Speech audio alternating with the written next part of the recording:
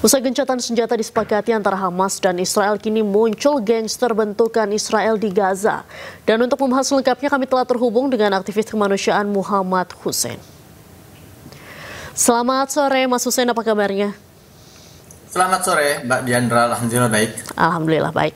Mas Hussein, viral di media sosial Hamas mengeksekusi warga Palestina yang notabene-nya merupakan geng penjahat. Nah, geng penjahat atau gangster ini sebetulnya ini bentukan Israel atau apa nih Mas?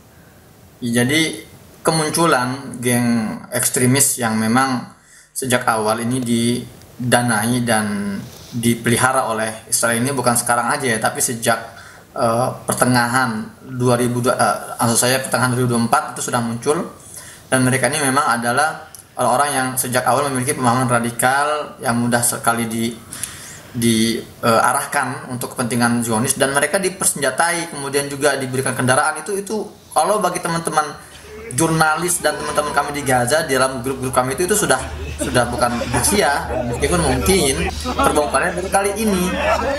Jadi mereka itu dipimpin oleh satu orang namanya Yasir Abu Shabab, yang memang beberapa kali militer Israel sendiri sudah mengakui bahwa pihaknya memang bekerjasama dengan militan ekstremis dan pengkhianat di kalangan warga Gaza itu untuk mengikis atau untuk merongrong para pejuang-pejuang yang ada di Gaza, dan ini juga sudah terverifikasi juga. Dan perlu difahami juga kalau selama ini ada media-media Israel yang memframing bahwa bantuan-bantuan kemanusiaan itu dijarah ya oleh pasukan bersenjata, lalu mereka mengatakan ini adalah pasukan Hamas yang menjarah. Sebetulnya kalau kita lihat lebih dekat lagi, wajah-wajahnya itu bukan para pejuang-pejuang Gaza, itu adalah geng-geng bersenjata yang tadi disengaja dilahirkan dan dikoordinir oleh Israel sendiri. Jadi mereka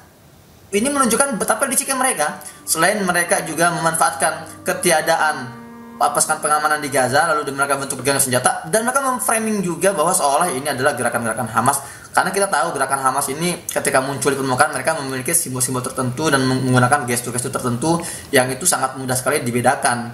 Jadi geng-geng bersenjata yang selama ini terlihat di atas struktur bantuan kemudian menembaki mereka yang mendekat, itu memang sejak awal diketahui oleh warga Gaza adalah geng binaan Israel sendiri. Baik, jadi gangster ini didanai, dilindungi Israel, bahkan dipersenjatai, dan yang ada di bantuan beberapa titik bantuan kemanusiaan itu ternyata yang melakukan penyerangan atau penembakan kepada warga Palestina itu ternyata geng penjahat ini, Mas Hussein. Bukan di titik-titik bantuannya, tapi kalau kita lihat video-video beredar, jadi ada kontainer-kontainer yang bergerak di jalan gitu kan. Kemudian di atasnya itu ada beberapa orang bersenjata gitu ya. Itulah yang saya maksudkan. Namun biasanya bantuan ini itu dibawa ke gedung-gedung atau gudang-gudang, dan memang itu dikuasai oleh gangster ini. Ya, kemudian itulah salah satu cara Israel untuk melahirkan konflik sosial. Maka saya selalu katakan bahwa kita masih panjang. Israel ketika mereka menguasai Gaza selama 2 tahun terakhir, itu mereka memang mempersiapkan ranjau-ranjau. Dalam hal ini kita bisa katakan ranjau, literally ranjau bom eksplosif ataupun ranjau sosial yang akan bisa meledak kapanpun seperti bom waktu. Dan itu yang sekarang kita lihat. Makanya satu hari ketika gencatan senjata diumumkan di Gaza ini, ada satu kelompok namanya Tajammu' al-Ashair.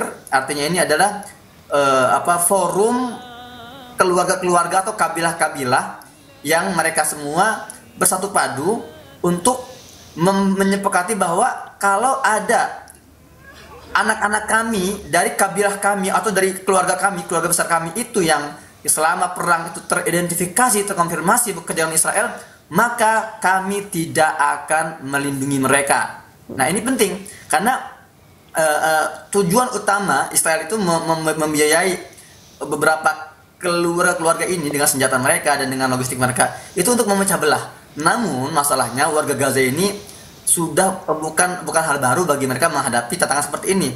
Tahun 2000 2006-2007 pernah ada perang saudara di Gaza, dan semua bisa diselesaikan oleh forum kekeluargaan ini. Dan itu yang mereka yang langkah pertama mereka, langkah strategis mereka, bahwa jangan sampai ada perang sipil yang memang sengaja didesain oleh Israel, jangan sampai terjadi di tubuh kita. Makanya para petinggi-petinggi keluarga yang dituakan ini, mereka langsung berkoordinasi dengan pasukan keamanan di Gaza, dalam hal ini Hamas, untuk ikut mengidentifikasi siapa-siapa tokoh-tokoh atau sosok-sosok oknum-oknum yang terkonfirmasi bekerjasama dengan Israel. Bahkan mereka juga sekali lagi membuka diri mereka, dan mereka memiliki komitmen tidak akan melindungi siapapun, meskipun itu anak kami, cucu kami, ponakan kami, selama dia terbukti memang memiliki hubungan dengan Israel, maka kami tidak akan melindungi. Baik, nah meskipun gencatan senjata, kemudian juga dengan adanya gangster yang didanai dan dilindungi oleh Israel ini, nanti untuk efek jangka panjangnya seperti apa? Kan tadi Mas Hussein bilang ini seperti ranjau yang sudah ditanam nih di dalam warga Gaza sendiri. Ya, makanya itulah pentingnya kita segera bergerak. Kalau Pak Prabowo mengatakan sudah berencana mengirimkan 20.000 pasukan perdamaian Indonesia ke Gaza, ini harus segera direalisasikan. Karena semakin kita membiarkan Gaza dalam kondisi seperti ini, maka semakin jumlah korban bisa terus berjatuhan ya, antara sipil ya. Nah, namun biasanya kalau kita melihat tradisinya ya, kalaupun terjadi misalnya baku tembak antara gangster dengan para pejuang Gaza ini, ya ini nggak memakan waktu lama, karena sekali lagi warga Gaza mereka punya pengalaman panjang terkait ini. Mereka sudah memiliki semacam regulasi bagaimana sih kita ini membersihkan Gaza dari antek-antek oknum-oknum, dan mereka semua sudah paham. Mereka sudah punya satu suara sejak awal. Mereka sama-sama berdiri bersama para pejuang-pejuang Gaza. Namun perlu digarisbawahi juga, gengnya Yasser Abu Shabab ini yang memang sejak awal mereka merasa di atas angin dan merasa mereka yang akan memegang kendali Gaza setelah perang selesai. Baik. Ternyata mereka juga mendapatkan respon menohok dari Israel. Israel mengatakan kami tidak akan melindungi atau mengevakuasi geng-geng ini ketika gencatan senjata berakhir. Baik. Terima kasih banyak Mas Hussein sudah bergabung dengan Ainyu Sore hari ini. Salam sehat selalu Mas Hussein. Ya, sama-sama. Menyerahkan jenazah 4 sandera ke Israel melalui Komite Internasional Palang Merah.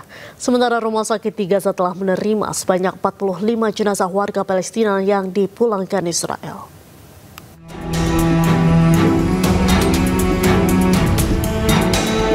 Hamas memulangkan jenazah sandera Israel secara bertahap usai fase pertama kesepakatan perdamaian antara Hamas dan Israel disetujui.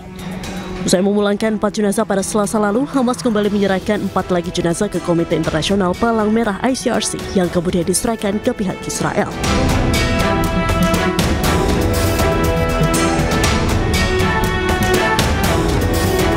Setibanya di Israel, ke-4 jenazah dibawa ke lembaga forensik di Tel Aviv untuk dilakukan identifikasi sebelum jenazah diserahkan ke keluarga masing-masing.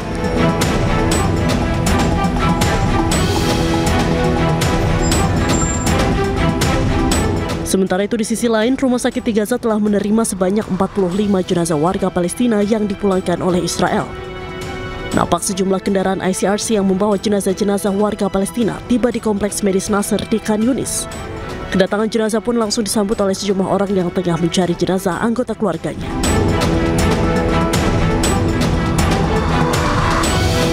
Sebuah komite khusus akan memeriksa dan mengidentifikasi ke-45 jenazah tersebut. Beberapa di antaranya dapat dikenali dengan jelas, sementara yang lainnya memerlukan penyelidikan lebih lanjut.